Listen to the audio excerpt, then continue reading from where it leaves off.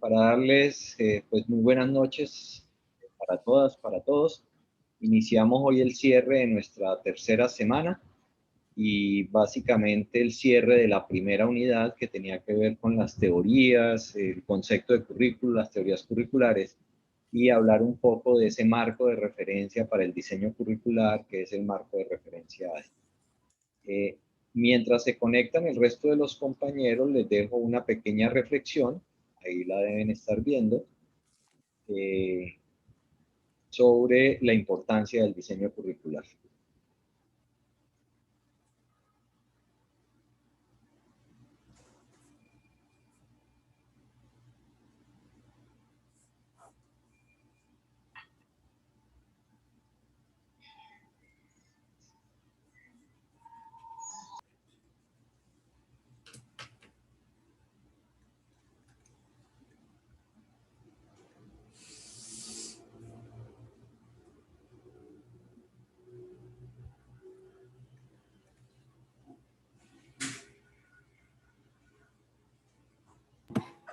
Bien, hago énfasis en la última frase que nos dice que los diseñadores o el diseño curricular necesita ser flexible y creativo para poder responder a las demandas de este continuamente cambiante contexto profesional.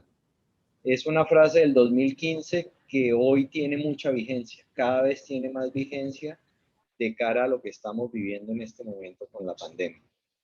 Y es el reto que se nos plantea entonces respecto a el diseño curricular. Muy bien, vamos entonces a iniciar nuestro ejercicio de revisión que hacemos todas las semanas, donde lo que queremos es a partir del cuadro comparado entre el esquema de diseño personal y el modelo ADI, entender un poco este marco de referencia. Al final lo que nos interesa es entender cómo jugar con el marco de referencia. Y miren que lo llamo marco de referencia y no modelo, esquema, ¿sí? Metodología. No, es más un marco de referencia. Entonces, la forma como siempre procedemos es invitar a uno o dos de los compañeros que nos quieran presentar su ejercicio de reflexión para con base en ese ejercicio de reflexión, pues llegar a las conclusiones sobre lo que va a ser nuestro trabajo de diseño curricular de aquí en adelante. Entonces tienen ustedes la palabra. ¿Quién quiere colaborar? A mí me gustaría mostrar mi entrevista. Bueno, listo. Entonces voy a darte autorización, Sandra, y ya voy a dejar de compartir y tú ya puedes compartir tu cuadro como quieras presentarlo.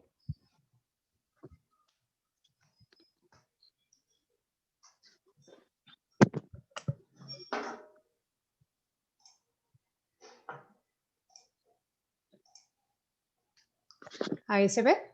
Sí, sí, ahí lo estamos viendo. Bueno, entonces un poco de contexto. Hice entrevista a un docente en secundarias sociales en un instituto que labora en una institución educativa del sector oficial en la sección de secundaria. La primera parte fue identificar cuáles son esas actividades que él hace para el momento de diseñar una experiencia de aprendizaje o plan de aula. Entonces, él me hizo un recorrido, como quien dice, desde el inicio del año escolar, donde la primera actividad que aparece es actualización del plan de área.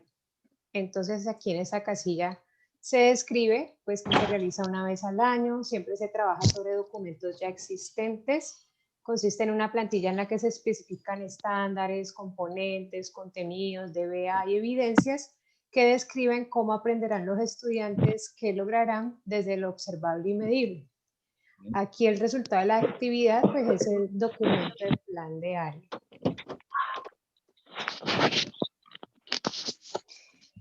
¿Continúa? Sí, sí, adelante, adelante. Miremoslo todo. Ok.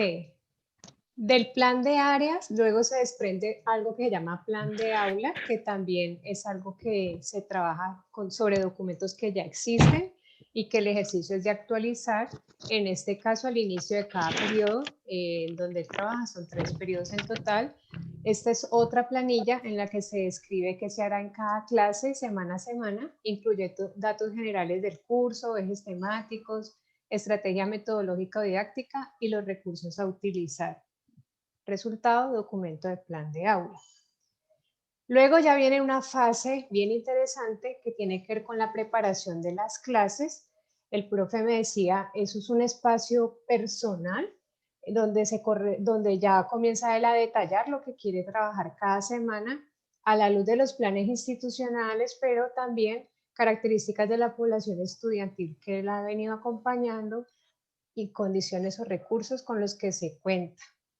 ¿Cuál es el resultado o dónde aparece consignado esto? En una bitácora que utiliza el maestro, pero esto no es un documento institucional, sino que es algo como que él construyó para sí mismo.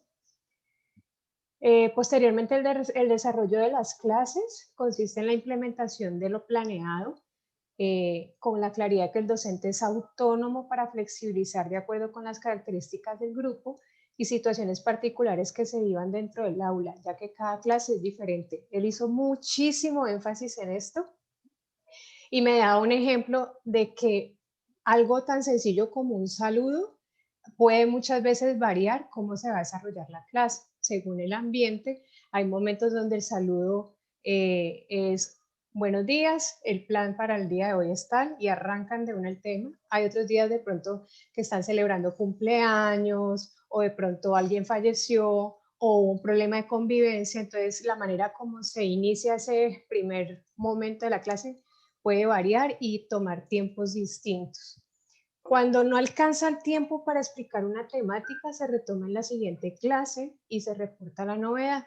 Otro ejemplo es cuando se programan exposiciones, que en el camino también surgen novedades, entonces el profe puede tener ya cronometrado cuántas intervenciones van a hacer, pero si por ejemplo un grupo no cumplió con su trabajo, entonces hay que sacar tiempo para hacer el llamado de atención, para hacerle la nota en el cuadernito de que este chico no me está cumpliendo, para hacer una reflexión con el grupo y recortar de pronto algo de lo que él había preparado.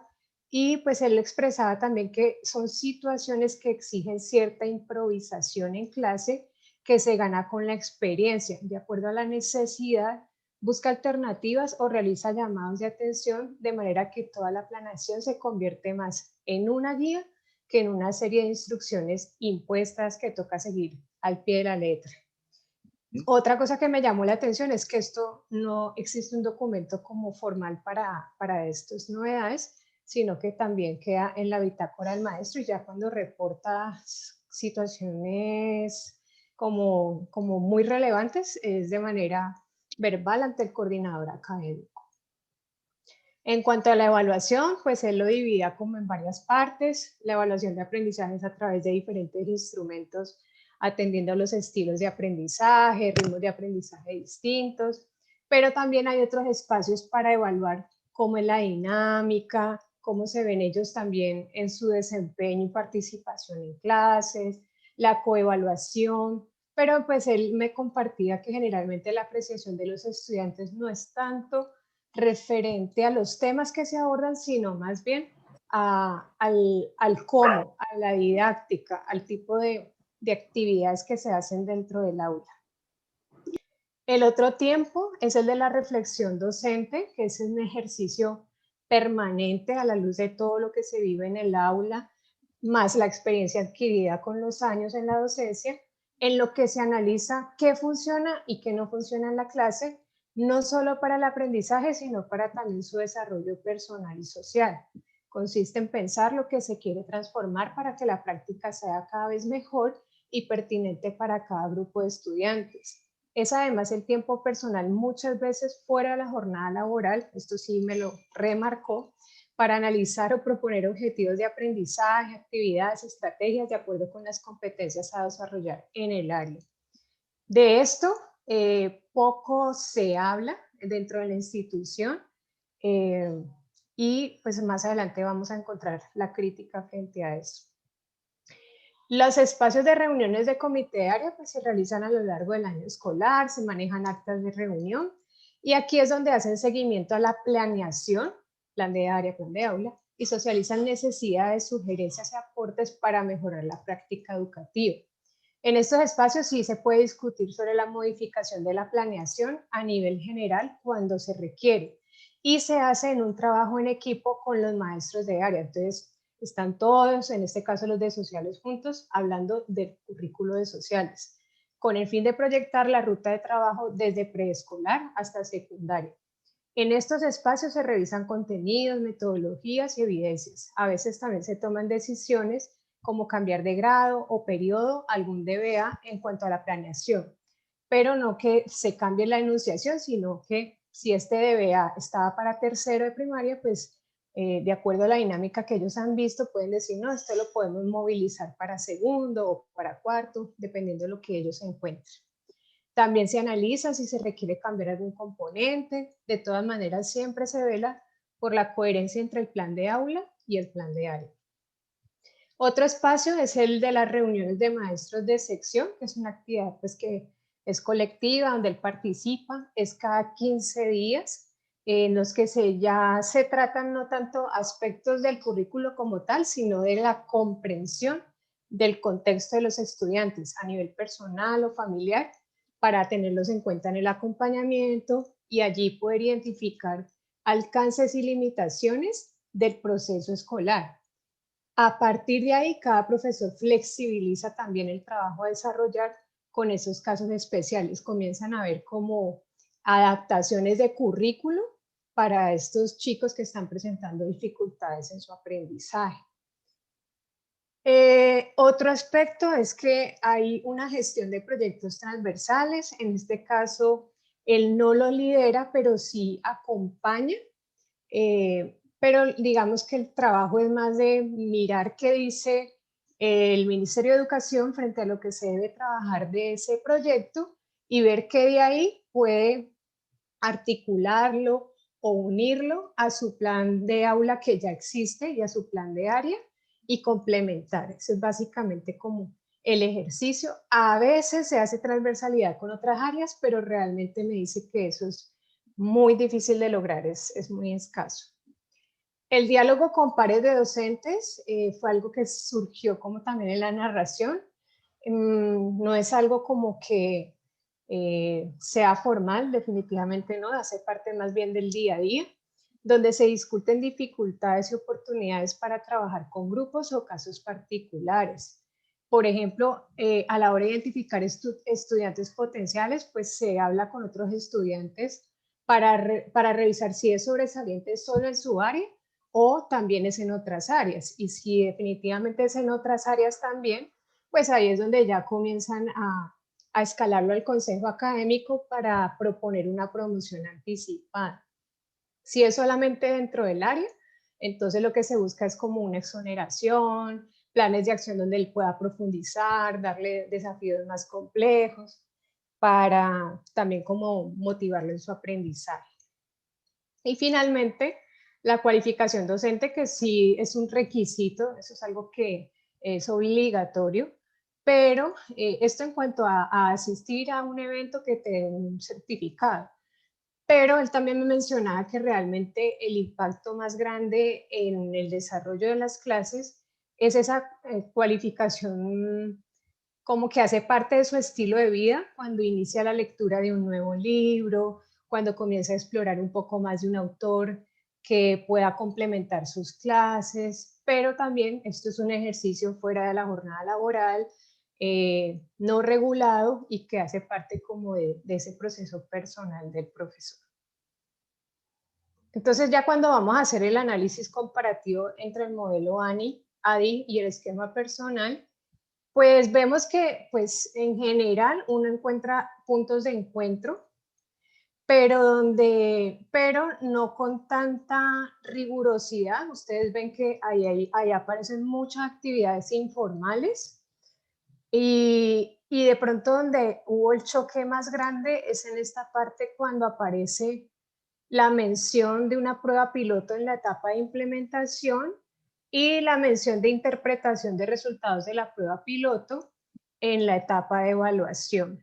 Y que de hecho cuando yo le hago la pregunta sobre eso al profesor, pues inmediatamente surgió una discusión sobre el tipo de modelo educativo que sugiere eso, porque me explicaba él que eso era como pretender formular un método de enseñanza fuera de contexto. Entonces, ahorita que el profe expuso la frase inicial donde hay un llamado urgente a la flexibilización, pues yo veo que se conecta mucho con la reflexión que yo hice, pero que pues definitivamente en lo personal a mí me deja como como una disyuntiva, ¿no? Como una situación un poco conflictiva, porque también yo pensaba, bueno, este profe no tiene como mucha relación o mucha afinidad con el tema de formatos, tampoco se lo exigen, pero hay cosas interesantes que suceden en la práctica educativa que si yo no los documento, entonces, ¿qué pasa con eso? Como que se pierde. Pero tampoco irnos al extremo de que todo es papel, papel, papel y qué pasa entonces con ese tiempo que se necesita para una buena interacción con los estudiantes. Creo que ese fue como el núcleo de la discusión. Muy bien, muchas gracias, Sandra. Preguntas de los compañeros, inquietudes, dudas, algo que quieran que les aclare Sandra o que complemente.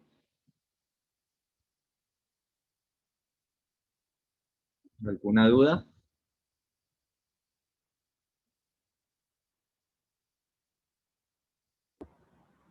Buenas noches.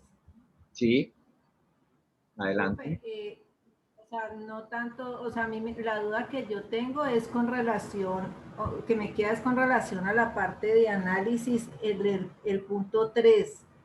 No me queda claro eso cómo se maneja, cómo se Ajá. hace. ¿Cómo se hace un análisis de brecha? Ah, ok, listo. Sí, eso ahora les explico cómo se hace un análisis de brecha porque van a tener que hacer para la próxima semana un análisis de brecha. ¿Sí? Ok. Sí, Iván, ¿tienes la mano alzada? Sí, en la parte de la fase del modelo de análisis, donde Sandra está haciendo la comparación, ahí habla de caracterizar estudiantes potenciales, pues eso es lo que plantea el modelo API. Sí. Entonces, según las actividades que ella hizo en entrevista, dice diálogo con pares docentes. O sea, no sé si ese instrumento o esa acción de dialogar con pares docentes sirve para caracterizar los estudiantes o hay que hacer alguna acción adicional para uno a poder hacer ese proceso de caracterizar estudiantes potenciales después de hacer la evaluación de necesidades de formación. Pues compañero Iván, yo pienso que eso es insuficiente, o sea, a nivel personal, pero en el caso de este profesor, no, de lo que estuvimos hablando, no lo hacen, o sea, no hay como mención de una evaluación diagnóstica, no menciona un formulario como tal de caracterización o de análisis de los desempeños escolares. Yo creo que esa información pareciera que solamente es como de manejo del coordinador académico, pero no es algo que el profesor maneje directamente. Fue lo que percibí y lo más parecido que yo veía que él trataba para caracterizar a los estudiantes era cuando él preguntaba a los otros qué pensaban del estudiante, pero incluso tampoco eran unas reuniones formales. Sí, en la práctica no se hace muy formalmente, ¿no? Y el profesor empieza a conocer sus estudiantes cuando ya no son potenciales, cuando ya son los estudiantes, ya no son posibles estudiantes, sino que ya tiene los estudiantes en el salón. Y a veces empezamos nuestro ejercicio sin tener una caracterización de los estudiantes. ¿Sí? Bien. ¿Alguna otra inquietud? ¿Pregunta? Profe, yo, Andrea, sino que no me deja levantar la manito. Sí, tranquilo. Pero pues ya después, digamos que yo ya había, o sea, enviado la actividad, comparé mucho este modelo con lo que uno hace en desarrollo de software. Cuando hay algo en desarrollo de software, uno utiliza un modelo precisamente antes de empezar a realizar ese producto o ese entregable. Entonces recordaba ese análisis cuando uno va y toma los requerimientos del cliente, las necesidades, ese prototipado del que hablan. Entonces asimilé mucho luego, no sé, pues me imagino que más adelante igual usted nos dará la explicación, todo lo que pasa en ese proceso de desarrollo de software con este modelo. Por lo que le digo, porque se hace como un levantamiento de requerimientos, qué es lo que necesita mi cliente, realmente lo que yo hago o como yo lo pienso es lo que él necesita, o me estoy como adelantando a cosas que él realmente no me ha pedido, entonces tengo que tener en cuenta realmente sus necesidades. Hago un diseño, luego hago unos prototipos, luego esos prototipos los llevo a que se haga como una prueba, si realmente funciona de la forma adecuada, si hay que volverlo a evaluar, pero como le digo, ya después de volver como a revisar todo y sentarse con calma, es que caigo en cuenta, porque en mi primer análisis, para mí, cuando hablábamos de la clase de implementación y evaluación, yo ya lo estaba llevando como al aula. Entonces, luego cuando vuelvo a leer, miro y digo, no, realmente esa implementación es más como todavía un alistamiento. O sea, todavía estoy como organizándome antes de llevarlo al aula. Entonces, como le digo, luego me empezaron a surgir ya como todas esas ideas. Ok, muy bien. Sí, acabas de mencionar algo muy importante, Andrea, y para todos. Detrás de los modelos de diseño curricular, ¿sí? Detrás de cualquier modelo de diseño curricular, hay un pensamiento sistémico. Esto para las personas que han desarrollado software o que son ingenieros de sistemas o que han desarrollado software, porque no necesariamente el software lo desarrollan solo los ingenieros de sistemas, entienden que el pensamiento sistémico lo que trata de encontrar es las relaciones entre entrada y salida a través de una serie de procesos. Entonces, cuando surgen todos estos modelos de diseño curricular que surgen en la década de los 50, 60 y empiezan a consolidarse 70, 80, 90, detrás lo que tienen es un enfoque sistémico, como lo acaba de describir Adriana. Entonces, no estás muy lejos, Andrea, no estás muy lejos de lo que se estaba diciendo, ¿de acuerdo? Ok, profe, gracias. Sí, bueno, entonces, lo que nos acaba de presentar Sandra es la reflexión. Ella me había dicho que si podía entrevistar a un profesor que tuviera más experticia en la parte de diseño. Yo quiero resaltar y destacar algunas cosas de lo que Sandra incluye allí. El ejercicio en la entrevista con el maestro lo lleva más allá del diseño curricular, porque entra más en gestión académica, porque no se limitó a simplemente las primeras fases que describió el profesor, donde se miraban los DBA, se hacía el plan de área, el plan de aula y se iba al salón, sino que luego introdujo otros elementos más que tienen que ver con la gestión del currículo. Aquí nos vamos a quedar solo en diseño. Gestión es un concepto mucho más amplio. Yo debo gestionar los currículos, pero primero tengo que diseñarlos. Entonces, para empezar a acotar, nos vamos a quedar solo en la gestión, en el diseño. No vamos a entrar en la gestión del currículo. O sea, en esas discusiones amplias de cuando yo tengo que decidir de si uno de los elementos del DBA debe ir en el grado séptimo, octavo, quinto. O sea, cuando empiezo a hacer esos ajustes, eso ya es más gestión del currículo que diseño curricular. Entonces, este ejercicio que yo les propuse tenía la intención de que ustedes empezaran a aproximarse a lo que es el marco de referencia. Permítanme, voy a compartir para explicar un poco, voy a volver a mi presentación, ¿sí? ¿Ya están viendo la presentación? Sí, señor. Bueno, entonces, quiero básicamente contar un poco lo que es este marco de referencia y explicarlo, porque el marco de referencia nos va a servir para el trabajo que vamos a hacer de aquí en adelante. Lo primero es que quiero hacer énfasis en que es un marco de referencia. Entonces, cuidado, no lo tomen como un modelo. Ustedes, lo que acaba de mostrarnos hace unos minutos, Sandra, pues tiene un mundo de pasos. No lo vamos a tomar como que hay que hacer el paso 1, el 2, el 3, el 4, el 5, hasta el 30, hasta el paso 30 obligatorio. No. El marco de referencia dice, esto es lo que usted debería hacer, pero debemos ser flexibles y debemos aprender a establecer cuándo requiero y cuándo no requiero hacer ese paso. Un poco para que entendamos lo del marco de referencia ADI. El marco de referencia nace en el año 75 por una solicitud del Ejército de los Estados Unidos. O sea, ese marco de referencia fue solicitado por el Ejército de los Estados Unidos a un grupo de expertos académicos, un grupo de expertos curricularistas, y ellos lo solicitaron para poder formalizar todos los procesos de instrucción que siguen en las academias militares en los Estados Unidos.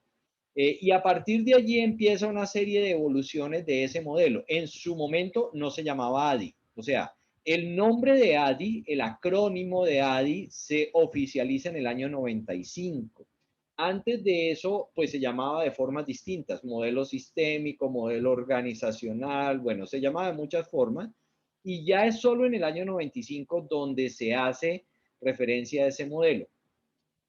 Lo otro que es importante es, él arranca como un modelo muy secuencial, como voy de la fase de análisis a la fase de diseño y de la fase de diseño a la fase de desarrollo, pero en el año 80 se dan cuenta que este debe ser un modelo más dinámico, es un modelo que no debe ir en esa secuencia, sino que es un modelo que va y viene, que se retroalimenta, que a partir de ese diseño curricular desde la práctica, desde la praxis, pues me obliga a devolverme en algunos momentos. Entonces ya empieza a plantearse un esquema distinto y fundamentalmente pues se van haciendo adiciones hasta el modelo que hoy conocemos y que se esquematiza más de esta manera. Miren que ya no se esquematiza como una cosa secuencial, sino un proceso de análisis, diseño, desarrollo, implementación que en el como lo mencionaban ahora, implementación no es ir al salón de clase.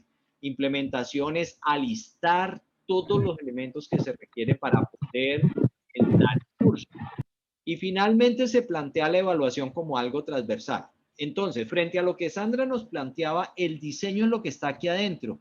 Pero miren la palabra que hay a continuación que está enmarcando el diseño. Para los que saben inglés, ¿qué quiere decir esta palabra?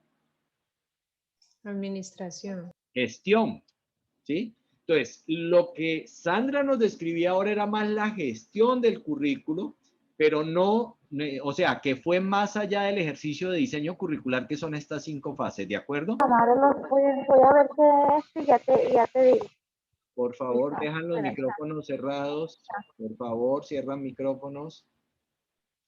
Bien, lo otro que se ve acá es que finalmente, cuando estamos hablando aquí de evaluación, no estamos hablando de la evaluación de los estudiantes, estamos hablando de la evaluación de ese diseño curricular, es decir, de la evaluación de mi propuesta académica. No estamos hablando de la evaluación de los estudiantes. Entonces, dos cosas muy importantes. Cuando aquí hablamos de implementación, no estamos hablando de ir al salón de clase. Y cuando hablamos de evaluación, no estamos hablando de la evaluación de los estudiantes. Estamos hablando de la evaluación del diseño curricular. ¿Cómo saben ustedes cuando hacen un diseño curricular si su diseño es bueno, malo, regular? O sea, ¿cómo se dan cuenta si su diseño es bueno? O si su diseño va a gustar. O finalmente, si el diseño, cuando ya se llevó a la práctica, a la gente le gustó el curso. ¿Sí?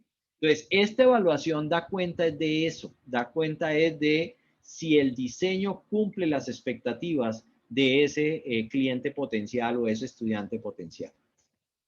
Bien, veamos las fases. Y primero, quedémonos en las fases en términos de propósito. La primera fase, que es la de análisis, tiene como propósito definir cuáles son las necesidades formativas y cuál es el problema educativo que yo estoy tratando de resolver.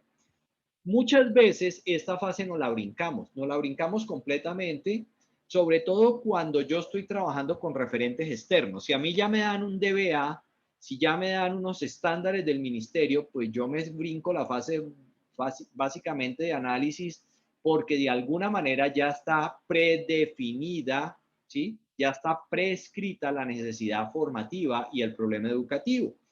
Y entonces allí, si ustedes recuerdan teorías curriculares, si yo estoy trabajando las teorías curriculares desde el enfoque sociocrítico, pues como que no tendría mucho sentido que me prescribieran cuáles son las necesidades formativas, ¿cierto? Porque todo lo contrario del enfoque sociocrítico lo que me dice es, yo debo entender el contexto y debo entender el por qué y el para qué de la educación en un momento. Sí, ahí yo no puedo ver en este momento los que tienen las manos levantadas, perdónenme, yo aquí. Yo levanté la mano. Andrea. Andrea Rivas, sí. Listo, Profe, sí. eso era lo que yo quería más o menos como preguntarle, porque viendo la presentación de la compañera Sandra, ay, pues casi quedó como cuando ahorita me fui de para atrás, yo dije, Dios mío, ¿qué es todo eso? Porque yo también. yo dije, Ahora pero yo no lo hice así. No se preocupen. Como lo hayan hecho, no se preocupen. Como lo hayan hecho era la reflexión de ustedes. No se preocupen. Porque lo que me interesaba, lo que me interesa es ver cómo se aproximaron a entender a ADI. Por eso se lo estoy explicando. Por eso se lo estoy explicando. No se preocupen por eso. Tranquila. Profe, ¿qué le iba a decir? Porque en esa parte del análisis que yo hice, como yo lo he hecho, y la comparación con el proceso ADI, es eso que usted está diciendo. O sea, uno llega, ¿yo qué he hecho? Yo nunca, según lo que yo leí, nunca he diseñado un currículo. Sí, porque cuando yo he llegado a las instituciones en lo que yo llevo como docente, ya digamos lo que es la malla curricular, ya esas cosas están hechas. Entonces yo me he convertido solamente en una docente que hace planes de aula. ¿Sí? Que hace planeación. ¿Por qué? Porque yo voy y recurro a ese diseño que ya está hecho y lo que yo hago, como eso ya está caracterizado, ya conocen la población, ya se sabe qué deberes y qué estándares debe trabajar cada área, en qué periodo. Por ejemplo, las mallas curriculares que manejamos acá en la institución tiene todo eso. Igual ese es un proceso que se hace, ese proceso de evaluación de la malla, ¿sí? El diseño curricular se evalúa cada año. Lo que yo colocaba en el análisis es que no debería de hacerse cada año. O sea, hay muchas cosas que ajustar durante la marcha, pero es algo que se hacía cada año y en ese año, en ese transcurso, a uno se le olvidan muchas cosas. Igual, por ejemplo, en estos, yo apenas estoy arrancando inicio de año lectivo y la semana institucional hicimos esa revisión de la malla, miramos, mira, este DBA no encaja aquí con esos objetivos de aprendizaje. O sea, uno mira esas cosas y organiza, pero eso ya está hecho. ¿Sí? Entonces a lo que yo me he convertido es una docente que hace solo planes de aula. Entonces, por eso cuando vi eso de Sandra, yo, Dios mío, yo nunca he hecho eso. Tranquilo, no te preocupes. Ok, ¿es claro eso? Entonces, la fase de análisis lo que trata de entender es cuál es la necesidad formativa. Entonces, por eso el ejercicio de diseño curricular que yo les quiero plantear a ustedes parte de que diseñemos un curso totalmente nuevo, sin tener en cuenta ni los DBA ni lo que está prescrito, para poder aprender a hacer la fase de análisis, porque si no, entonces nunca haríamos una fase de análisis. Y en algún momento a uno sí le va a tocar hacer una fase de análisis y sería ideal si uno se quisiera mover aún más a un modelo sociocrítico, poder hacer muy bien una fase de análisis para entender el por qué y el para qué de lo que es una necesidad formativa de una población. Entonces está claro lo que se hace en la fase de análisis. Por eso las tareas que se hace aquí es, la primera tarea es evaluar las necesidades formativas. Es decir, tengo que tratar de identificar qué es lo que necesitan aprender y por qué necesitan aprenderlo. Pero al hacer el levantamiento de esa necesidad formativa, yo puedo empezar a decir, bueno, pero ¿quiénes van a ser los estudiantes potenciales de este programa? Es decir, ¿qué saben ellos? ¿Qué expectativas tienen? ¿En qué rangos de edad están? ¿Qué conocimientos previos tienen? O sea, debo ser capaz de conocer todas esas cosas para poder determinar el siguiente paso que se llama el análisis de brecha, y ahora les explico cómo se hace el ejercicio de análisis de brecha. Y finalmente, tengo que decir, bueno, eso que yo quiero hacer, que a veces suena muy bonito, ese programa formativo, pues no lo puedo hacer porque no tengo los recursos requeridos. Entonces hago un análisis de recursos requeridos. ¿De acuerdo? Bien, una vez que yo ya tengo claro cuál es mi problema educativo, entonces viene ahora un ejercicio de diseño. Voy a hacer un símil para que entendamos esto y no lo voy a hacer con la ingeniería de sistemas porque de pronto se me pierden. No sé cuántos saben de sistemas, pero voy a hacerlo más bien, voy a hacer un símil con lo que es el trabajo de un arquitecto para que entendamos. Entonces, cuando alguien quiere construir una casa, un edificio, una oficina, lo que sea, pues recurre a un arquitecto que es el experto en esto. Lo primero que el arquitecto debe hacer es identificar cuál es la necesidad que tiene la persona, ¿cierto? O sea, qué es lo que usted realmente quiere. ¿Quiere una casa grande, pequeña, con muchos espacios, pocos espacios, cocinas grandes, cocina pequeña? ¿Qué es lo que quiere? Entonces, una vez que yo identifico la necesidad formativa, las razones, una de las cosas que yo tengo que ser capaz de determinar es, venga, usted sí tiene los recursos para hacer esa casa, porque es posible que él me diga, yo quiero una casa así, con esto y esto y esto, y más o menos uno puede estimar y decirle, pero usted sabe cuánto le va a costar esa casa, usted sí tiene estos recursos para construir esa casa, o es posible que usted le diga, venga, en ese lote donde usted quiere hacer la casa no se puede hacer ese tipo de casa porque es un terreno inestable, no sé qué, alguna razón. Entonces, es posible que el proceso de enseñanza-aprendizaje no se pueda dar porque no hay los recursos requeridos. Ahora vemos algún ejemplo. Bien, una vez que ya tengo las necesidades formativas, debo hacer el diseño.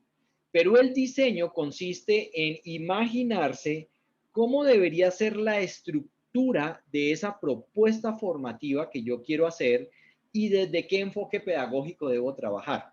Y entonces aquí hay que echar mano de lo que ustedes saben de pedagogía y didáctica, porque hay cosas que no se pueden aprender si no se trabajan de cierta manera. Es decir, yo no puedo aprender a construir X cosas si no construyo esas cosas. Yo no puedo aprender a elaborar tales cosas si no trabajo en la elaboración de esas cosas.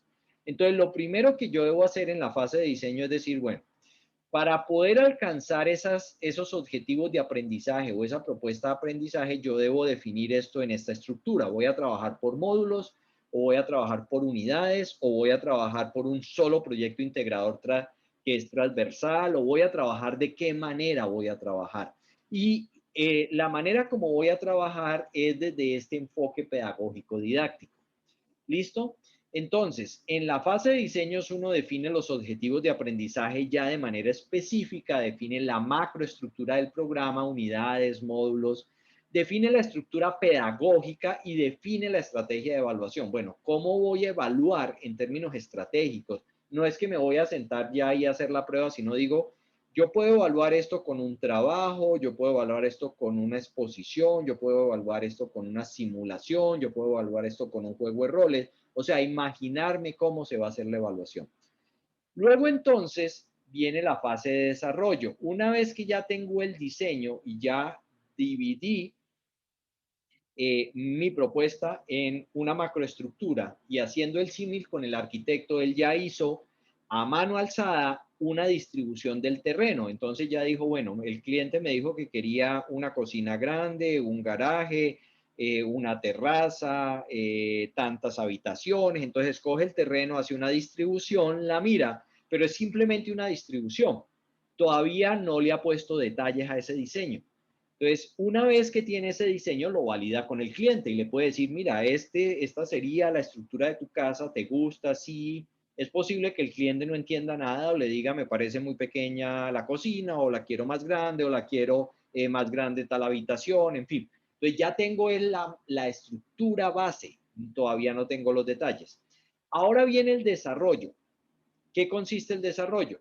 Entonces, sabemos que un proceso de aprendizaje, por lo que revisamos en la reunión anterior, en el proceso de diseño curricular yo tengo que especificar 4 elementos fundamentales del proceso de aprendizaje. Lo primero que yo tengo que tener claro es cuál es el objetivo a aprender.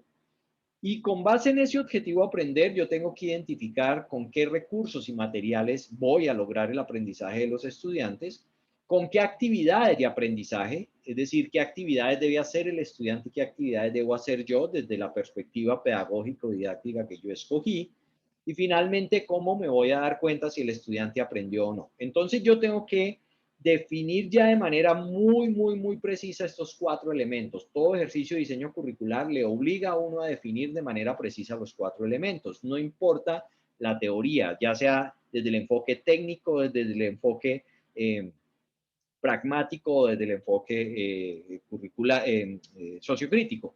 Entonces, en la fase de desarrollo, eso es lo que hacemos. Haciendo el símil con el arquitecto, él entonces, si ya le dieron visto bueno a la estructura, él lo que va es, ya empieza a ponerle los detalles a cada uno de los de los elementos de su diseño. Entonces ya en el comedor hace la distribución, empieza a poner dónde van a quedar las ventanas, las puertas, las luces, e incluso puede hacer una proyección en tercera dimensión para que la persona vea cómo va quedando ese desarrollo. ¿Listo? Entonces, en la fase de desarrollo, lo que hacemos es definir objetivos de aprendizaje ya específicos de cada uno de los elementos de la estructura. Si es de unidades por unidades, o si es de módulos por módulos, o si es del proyecto como un todo, porque lo va a manejar como un proyecto, pues del proyecto. Luego entonces defino los saberes que se deben aprender para alcanzar esos objetivos. Una vez que tengo los saberes, defino las actividades, los saberes y los recursos. O sea, defino cuáles son los materiales, los videos, las fichas, cualquiera de los elementos que yo requiera para el aprendizaje.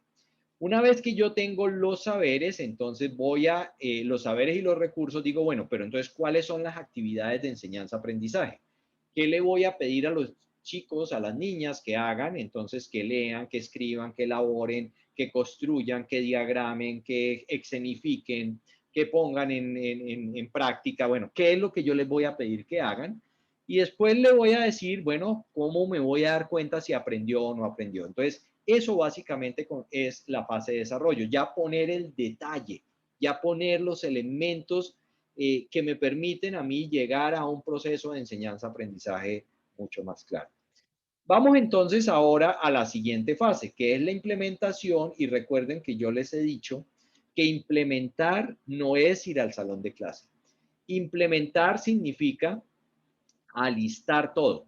Entonces, en la implementación lo que normalmente hacemos como profesores es elaborar algunos recursos. Por ejemplo, si yo digo, en esta sesión sería importante trabajar con un video, pues entonces, si el video no existe, me toca sentarme a hacer el video.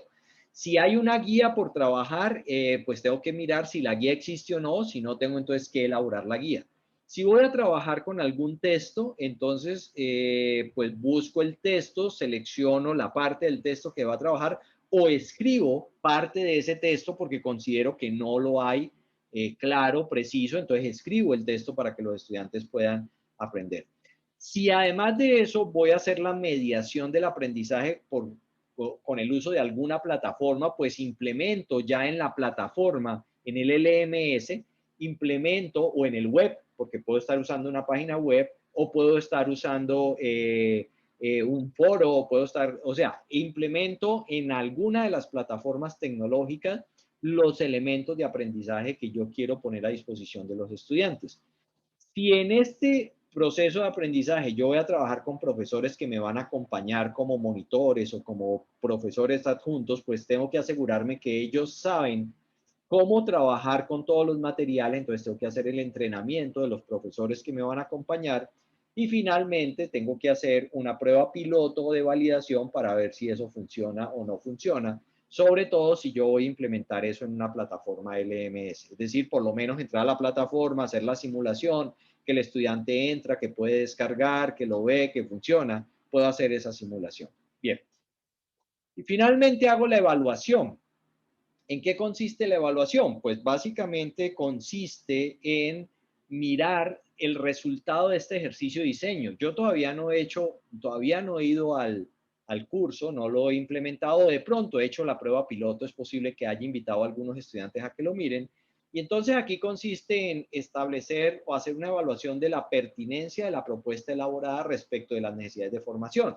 Entonces tengo que decir, bueno, yo acabo de hacer un diseño. Este diseño responde a las necesidades. Si es cierto que los estudiantes van a aprender a hacer lo que dijimos que iban a aprender a hacer o el ejercicio se queda corto. Finalmente, entonces, yo podría hacer una percepción de satisfacción de los usuarios con esa propuesta de diseño. ¿Cuándo puedo hacer una evaluación de percepción? Cuando el curso se monte o se dicte. Y al final, pues yo también puedo interpretar los resultados de la prueba piloto. Yo puedo darme cuenta si la prueba piloto funcionó o no funcionó. Esta evaluación vista desde esta perspectiva normalmente no se hace porque la gente entiende la evaluación como la evaluación de los estudiantes y no es la evaluación de los estudiantes. Me devuelvo. ¿Dónde quedó la evaluación de los estudiantes? ¿Dónde está la evaluación de los estudiantes? La evaluación de los estudiantes está acá, cuando yo defino cómo voy a evaluar, es decir, definir de manera lineal los mecanismos y los criterios de la evaluación. Pero aquí no es que los esté evaluando, aquí es que estoy definiendo cómo los voy a evaluar a los estudiantes, ¿de acuerdo? Entonces, miren que el modelo LOADI o el marco de referencia ADI lo que me da a mí son una serie de lineamientos respecto de lo que yo debería hacer. Ahora, pregunta, ¿tengo que hacer todas esas cosas? No, no las tengo que hacer todas. Puedo hacer algunas, puedo hacer las que considere más relevantes, dependiendo del tipo de diseño curricular o de curso que yo quiera ofrecer, pues puedo hacer más o menos, dependiendo del enfoque. Si estoy en un enfoque sociocrítico, recuerden que en el enfoque sociocrítico muchas de las cosas se van ajustando en el día a día de la clase, por lo tanto, pues no tengo que hacer tantas de estas cosas. Entonces, va a depender del enfoque que yo escoja, el que haga o no algunas de estas tareas. Pero es importante que entendamos todos los pasos que hay allí y cómo se hacen ellos. ¿Preguntas hasta aquí? ¿Es claro ya lo que es este marco de referencia? Profe, yo tengo, digamos, como la gran inquietud es cómo se acoplaría esto al enfoque sociocrítico, porque no me está quedando tan claro. El acoplamiento al enfoque sociocrítico lo tienes que hacer en la fase de análisis, porque la fase de análisis es determinante, porque recuerda que en el enfoque sociocrítico el ejercicio parte de que la formulación de lo que queremos aprender lo hacemos por contexto. Entonces yo tendría que hacer la fase de análisis muy bien hecha con mis estudiantes, y eso significa que yo tendría que hacer el diseño curricular una vez que arranque el curso. O sea, yo puedo tener preconcebido algunas cosas, pero yo puedo empezar primero por allí con mis estudiantes de, bueno, ¿por qué vamos a aprender esto y para qué vamos a aprender esto? ¿Cuál es la relevancia y la pertinencia para el contexto en el cual habitamos y vivimos? Y una vez que entendamos eso, pues ya definimos qué es lo que vamos a aprender y cómo lo vamos a aprender. Y a partir de allí me toca sobre la marcha estar haciendo las fases de desarrollo, de implementación. Eso lo que hace es que vuelve más complejo el ejercicio, pero igual lo puedes hacer. Pero todo va a depender de cómo hagas la fase de análisis. ¿Sí es claro? Porque en la fase de análisis, en el técnico, los objetivos no están predeterminados desde afuera. Los objetivos se determinan desde adentro, se determinan con el equipo, con el grupo. ¿Sí? Ya, Ahí es donde está la diferencia. ¿Sí?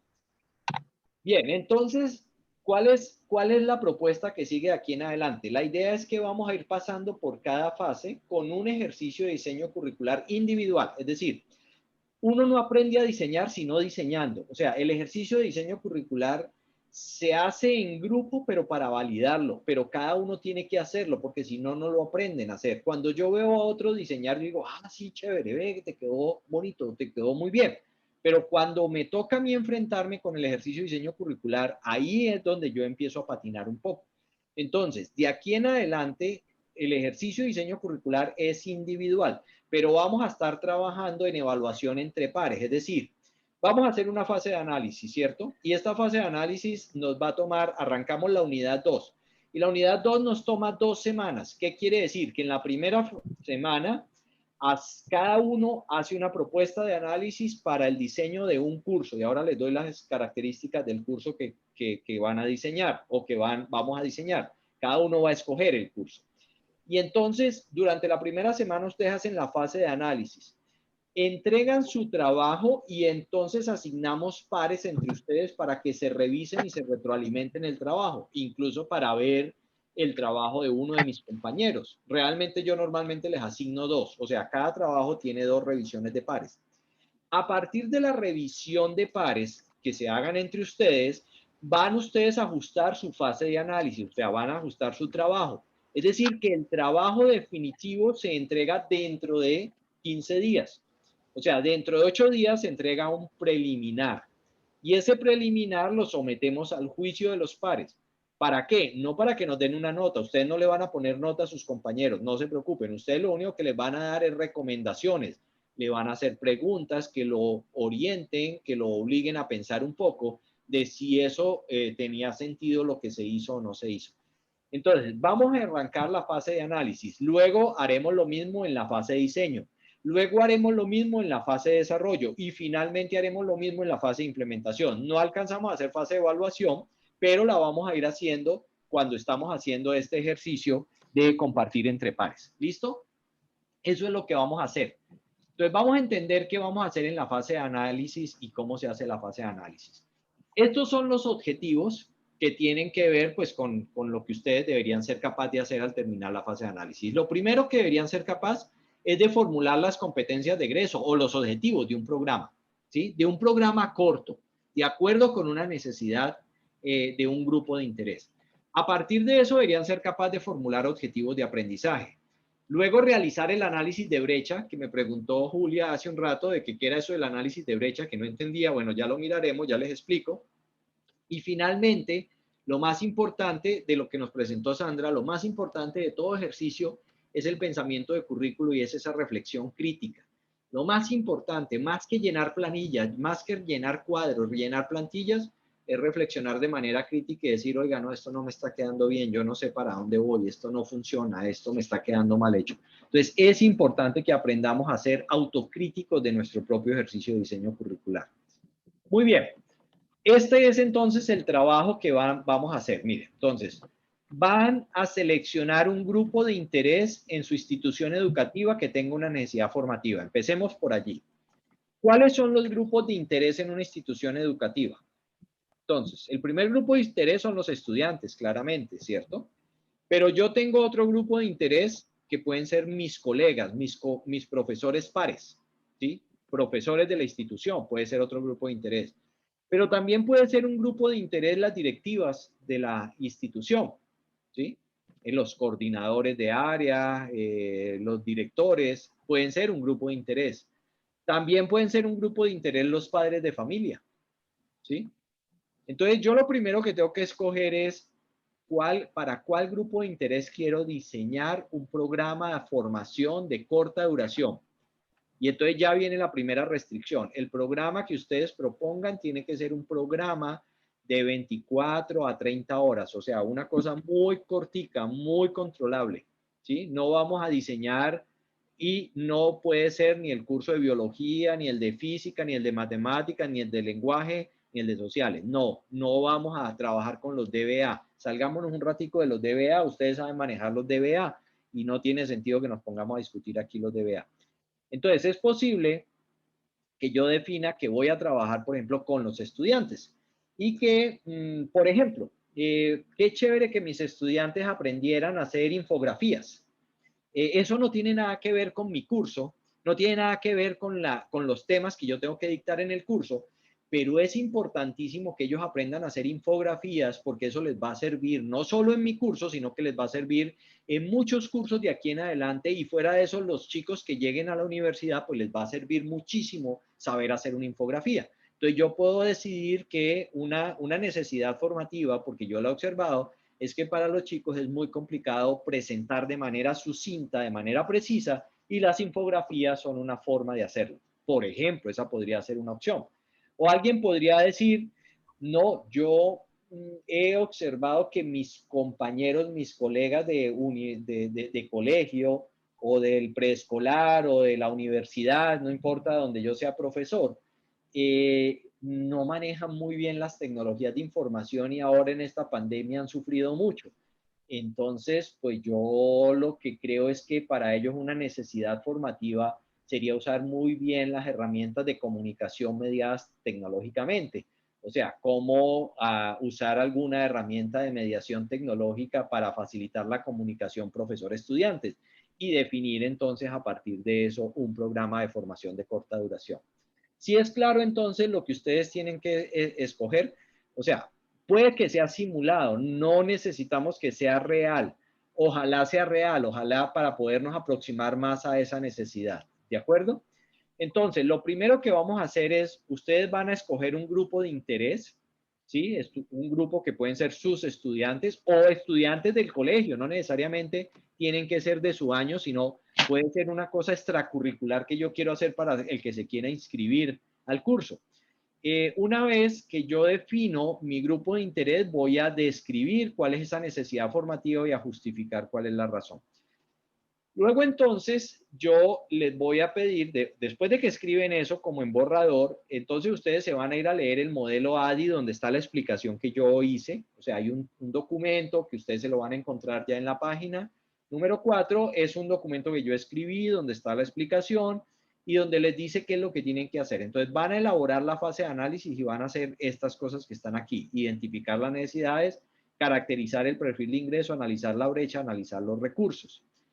Ese ejercicio el ejercicio de análisis lo van a transcribir en un documento en Word que ustedes van a subir a Canvas como una tarea individual. Esa tarea individual no tiene nota, vuelvo, insisto. Esa tarea individual, ustedes van a hacer un ejercicio de revisión entre pares. Aquí hago un paréntesis. ¿Han hecho alguna vez revisión entre pares usando la plataforma Canvas? Sí, señor. Bueno, Sí, profe. de todas maneras, en la página ustedes se van a encontrar unos videos para que les recuerda cómo se hace revisión entre pares. La plataforma los asigna aleatoriamente y a cada uno de ustedes le asigna 2 pares para que les revisen su trabajo. Igual ustedes van a tener que revisar el trabajo de 2 compañeros. Ustedes van a dar la retroalimentación a través de una rúbrica, entonces se van a encontrar una rúbrica, no es un formato abierto, no es que ustedes le van a decir me parece muy bonito, me gustó mucho, no. Ahí les va a preguntar por cada una de las cosas y ustedes van a dar la retroalimentación y sugerencias.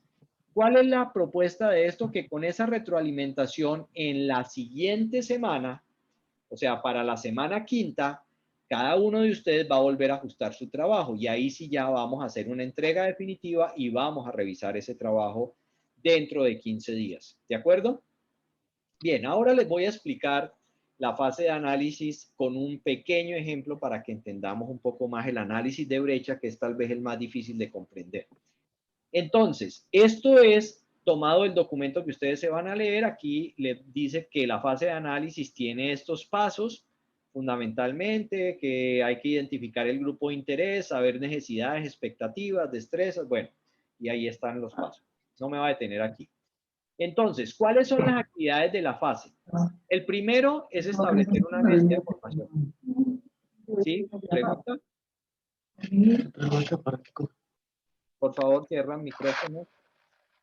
Primero, establecer la necesidad de formación. Entonces, miren que aquí yo les dejo unas preguntas como guía. Por favor, cierra el micrófono. Ricardo tiene el micrófono abierto. Bien. Entonces, ¿cuál es lo primero que ustedes, aquí les doy unas guías? Por ejemplo, ¿cuál es el problema del grupo de interés? Y ustedes tienen que preguntarse si eso es o no un problema y por qué es importante resolver ese problema y qué pasa si el problema no se resuelve. Y entonces cuando uno ya tiene los distintos problemas, porque pueden haber varios problemas, pues ya van a tener un listado priorizado de necesidades formativas. Entonces, en la medida en que yo involucre a un grupo de personas muy interesadas en esa propuesta formativa y acuerde con ellos por qué quieren aprender eso, pues me estoy acercando más a un enfoque más sociocrítico. Porque aquí yo tendría que ser capaz de indagar por qué quieren resolver ese problema, o sea, y qué pasa si no lo resolvemos. Una vez que yo tengo un listado de necesidades, pues yo elaboro un programa formativo. ¿Cuál es la idea?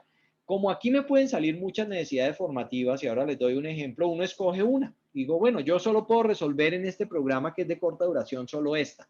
Entonces, aquí le voy a dar un nombre y una descripción al programa y voy a formular la competencia de egreso. En la página de la cuarta semana, ustedes se van a encontrar lecturas sobre el concepto de competencia. Y discutiremos la diferencia entre competencias y objetivos, pero es importante que entendamos esa diferencia de competencia.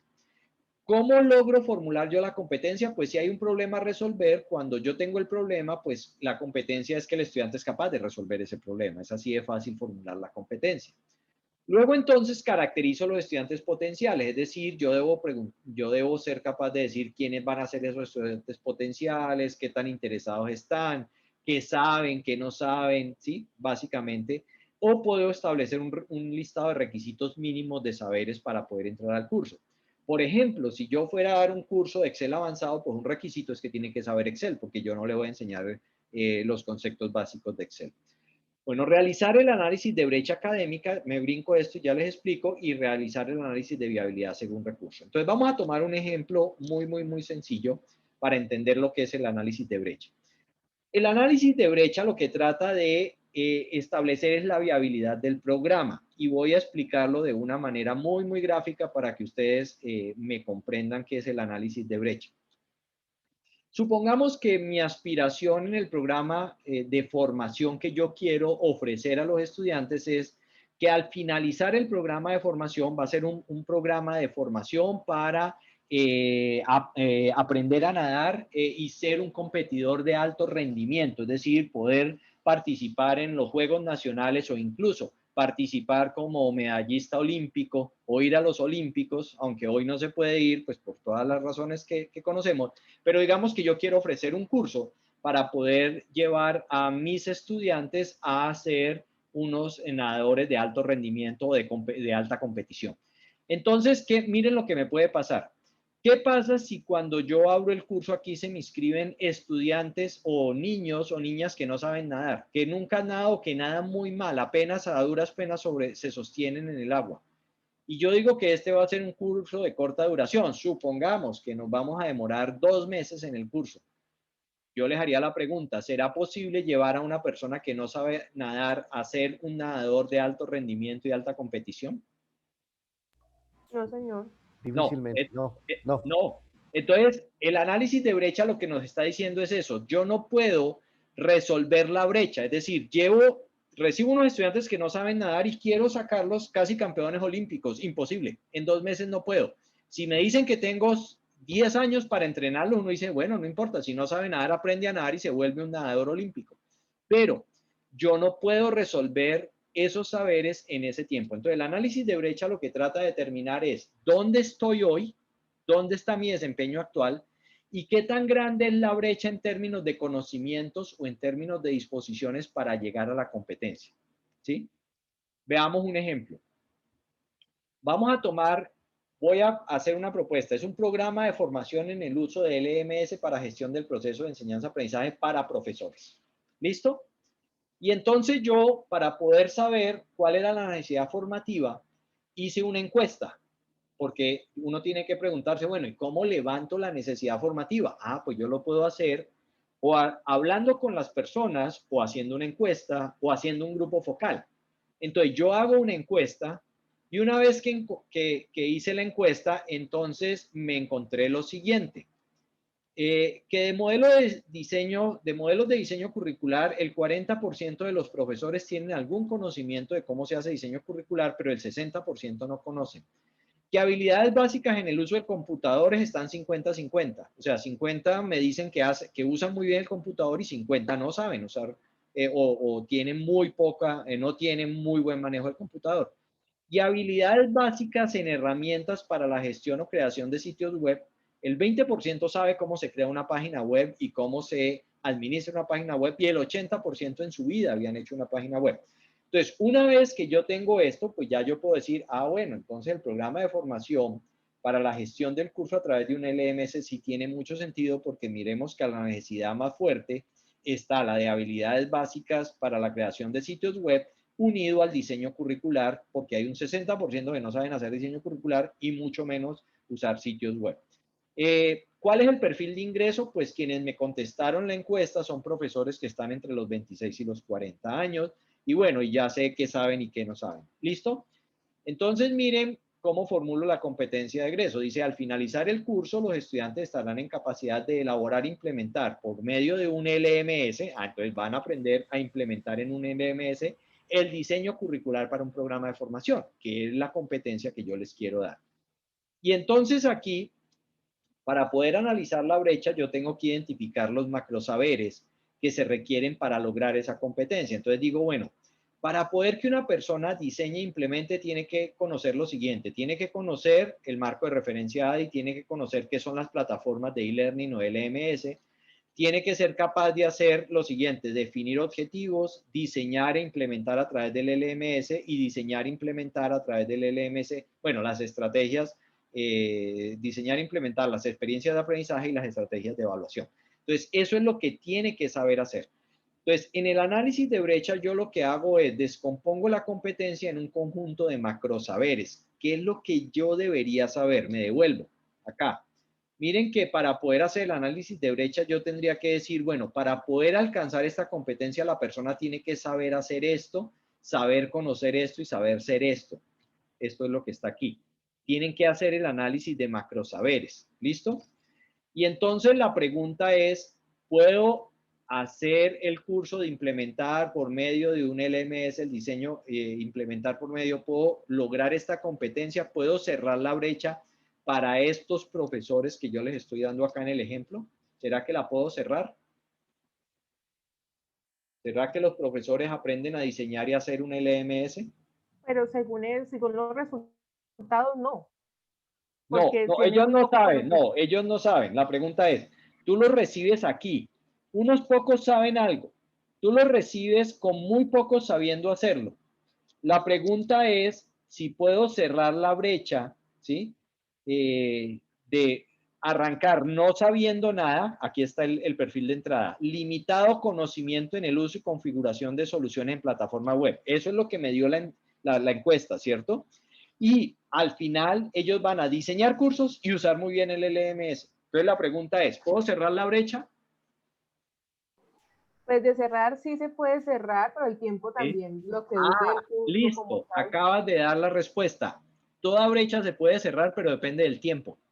Entonces, ahí es donde ustedes tienen que hacer un análisis crítico y decir, lo que yo pretendo lo puedo hacer en 24 horas, es decir, puedo pasar de no saber nada a que la persona diseñe e implemente en un LMS en 24 horas, y yo puedo decir, no, en 24 horas no se alcanza. Miren que nosotros aquí, en este curso, estamos trabajando 12 semanas. Sería muy parecido a lo que estamos haciendo aquí. Vamos a trabajar 12 semanas y se estima que más o menos hay que trabajar 10 horas semana. Es decir, que este curso debería ser de 120 horas más o menos.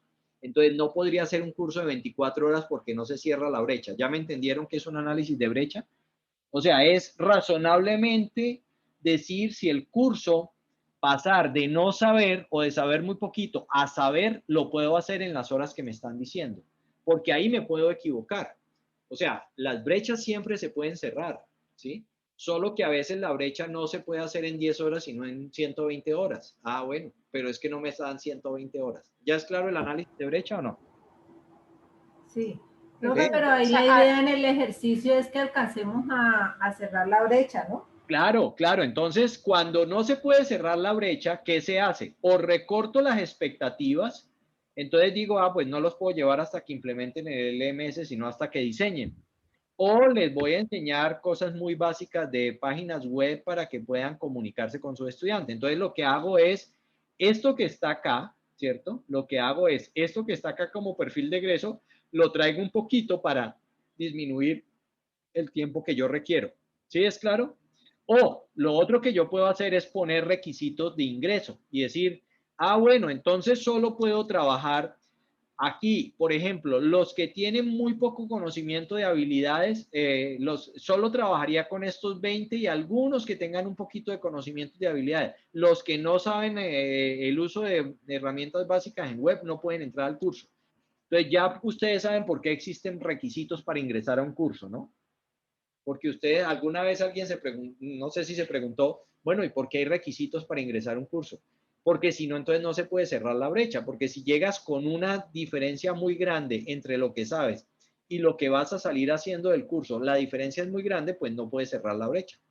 Por eso entonces a veces te dicen que para tomar cierto curso tú ya tienes que tener unos conocimientos previos. El ejemplo que yo les daba ahora, si voy a dar un curso de Excel avanzado, pues el requisito para entrar al curso de Excel avanzado es saber Excel, porque yo no voy a empezar a trabajar con los conceptos más básicos de Excel, porque si no nos demoraríamos mucho en el curso. Bien, ese es el análisis de brecha. ¿Cuál es el análisis de recursos? Entonces resulta que para poder aprender a montar este curso en un LMS, pues hay que tener un LMS disponible. ¿Qué pasa si no tengo un LMS disponible? ¿Se puede dictar el curso? No. No. Entonces lo que yo tengo que hacer es preguntarme qué recursos requiero para dictar este curso. Entonces miren que claramente aquí hay dos recursos que yo necesito. Primero un LMS. Y segundo, necesito profesores expertos en diseño curricular y en el uso de LMS. ¿Qué pasa si yo no tengo alguno de esos recursos? No se puede dictar el curso, ¿cierto? No se podría ofrecer, por lo tanto no es viable el curso. Entonces, el análisis de recursos significa preguntarse qué recursos requiero yo para este curso.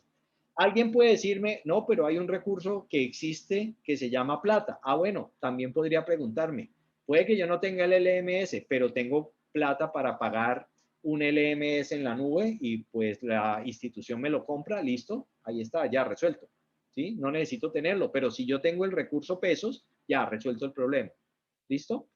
Entonces, tengo que hacer el análisis de recursos y es preguntarme qué recursos se requiere. Entonces, yo diría para este caso, necesito profesores expertos en diseño curricular, profesores expertos en el uso del LMS, un LMS o dinero.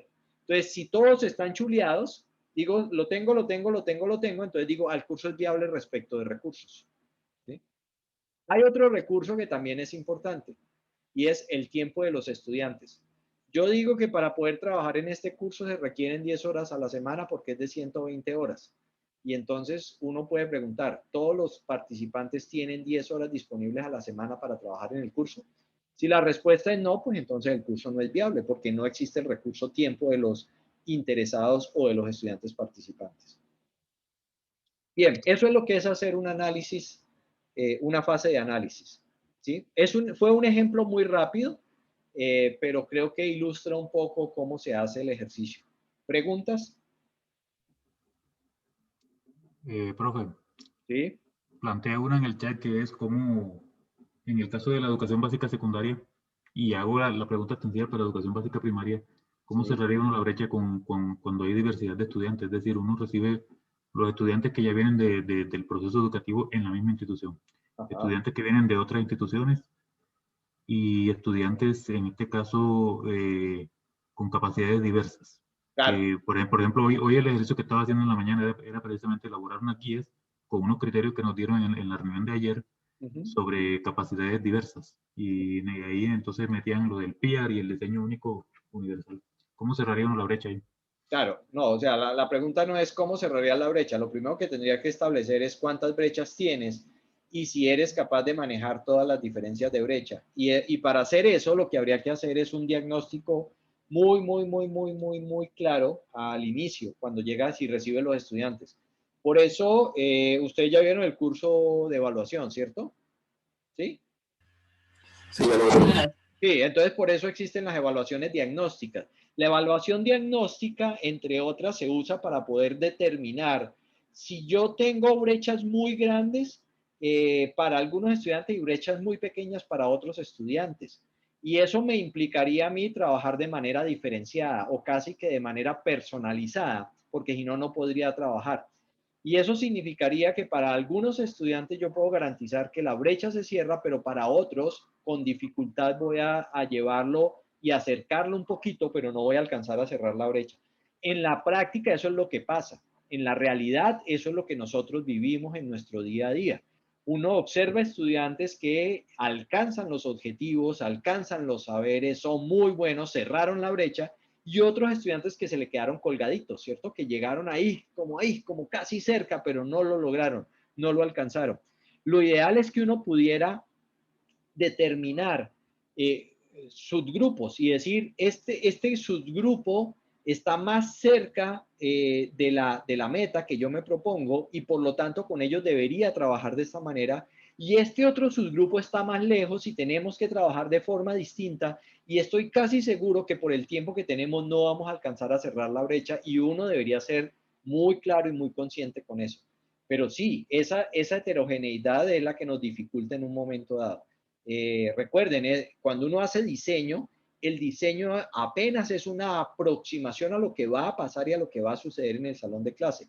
Recuerden que si yo estoy desde el enfoque pragmático, una vez que yo tengo el diseño y voy al salón de clase, yo tendría que empezar a hacer todos los ajustes pertinentes para poder hacer eso. Y eso me obligaría en un momento dado a trabajar con didácticas que me permitan llevar los grupos con esos desequilibrios que normalmente se presentan. Pero sí, tienes toda la razón, o sea, uno no siempre va a recibir los estudiantes todos niveladitos, ¿no? Eso no existe, ese ideal no existe, ¿sí? Pero sí es claro lo que hay que hacer, que pues tengo que tratar de establecer qué diversidad de brechas tengo. Y hay de todo tipo de diversidad, o sea, a veces me llegan un poco más homogéneos, la brecha no es tan grande entre uno y otro y los puedo alcanzar a nivelar, pero a veces son abismales las diferencias y es bastante complejo para el profesor. Sí, claro, es que la discusión se dio precisamente alrededor de los estudiantes de capacidades diversas. De hecho, lo clasificaron en dos grupos, grupo 1 y grupo 2. Aquellos estudiantes que están diagnosticados y aquellos estudiantes de los cuales se sospecha, pero que los acudientes todavía no han hecho, no lo han llevado a un neurólogo, no le han dado la atención psicosocial que requiere el estudiante, y entonces la discusión se dio alrededor de eso, o sea, que el criterio del docente ahí no tenía casi ningún valor, sino que nos estaban como que imponiendo que tenía que ser así, con este modelo así y así, o que en su caso, en su defecto, había que hacerle promoción social a dicho estudiante. Sí, el problema es que cuando se trabaja de esa manera está muy determinado desde afuera, y resulta que igual llegas al salón de clase y no solo te vas a encontrar por diversidad de capacidad, sino por oportunidades de aprendizaje que han tenido. O sea, vienen de escuelas distintas y entonces unos chicos han tenido la oportunidad de aprender mejor unas cosas que otras, y entonces la brecha se da no es porque tengan capacidades. Seguramente todos pueden tener muy buenas capacidades, pero tienen saberes distintos, ¿no? Entonces la brecha no solo es por capacidad, sino porque tienen saberes diferentes. Sí, y le comento un caso particular. Hay un estudiante pues que no tenía ningún tipo de esas limitaciones que tienen los de capacidades diversas, sino que al principio del año sufrió un accidente, un trauma cráneoencefálico, y entonces él como que se le borró gran parte de lo que aprendió, y ahora hay que reeducarlo de nuevo. El estudiante estaba ya en grado 10º, entonces la discusión se dio alrededor de ese estudiante. Imagínense, de cómo evaluar a un estudiante que, por ejemplo, en áreas como química, física, esas áreas que son duras, que son difíciles ya para... Bueno, tienen su grado de complejidad para ese grado en particular, para la educación media. Entonces, la discusión fue alrededor de eso. Vale, muy bien. Bueno, pues esto es el trabajo que nos espera de aquí en adelante. Arranquemos entonces a pensar. Esta semana me devuelvo pues lo que nos queda para el trabajo de la semana. Entonces ya claramente es esto. Identifiquen un grupo de interés, describan la necesidad formativa de ese grupo de interés, realicen el estudio del modelo ADI en su fase de análisis. Esto es muy cortico, son 4 o 5 paginitas que yo escribí. También hay una lectura sobre competencias y objetivos. Trabajen con base en eso, realicen los pasos que propone el modelo y traten entonces de formular para ese grupo de interés cuál sería el documento. Una recomendación aquí, para la asignación de pares es importante que se cumpla con la entrega. La entrega de la tarea está programada para dentro de 8 días, pero ya no va a ser normalmente es a las 8 de la noche el límite. Lo puse hasta las 12 de la noche para que ustedes, ese día, dentro de 8 días no vamos a tener esta reunión. Dentro de 8 días no nos reunimos porque apenas vamos en este ejercicio de construcción individual, y entonces yo les pediría que tratáramos todos de entregar, porque cuando la herramienta me asigna los pares, solo va a asignar pares para los trabajos entregados. Si alguien entrega después de la noche ya no le va a asignar par. Y si no entregó el trabajo, tampoco le va a asignar trabajo para revisar, ¿de acuerdo? Entonces, por favor, les recomiendo encarecidamente que tratemos de cumplir con esta fecha de entrega, con la tarea individual 4, para poder que la asignación de pares sea más efectiva. Yo hago la asignación de pares el día viernes en la mañana, a las 8 de la mañana hago la asignación de pares. Y lo ideal es que ustedes revisen entre el viernes, sábado y domingo, hagan la revisión, ojalá viernes, sábado, para que ustedes puedan luego a partir del domingo empezar a hacer los ajustes de su trabajo. Esa es la manera como vamos a trabajar entonces en esta semana. Entonces, no nos reunimos dentro de 8 días, la siguiente reunión sincrónica la tendremos dentro de 15 días. Bien, con eso entonces terminamos hoy nuestra reunión. Pues muchas gracias por su tiempo. Voy a dejar de compartir. Una feliz noche para todos. A usted, profe. Gracias, Muchas gracias. buenas noches. Gracias. Muchas gracias.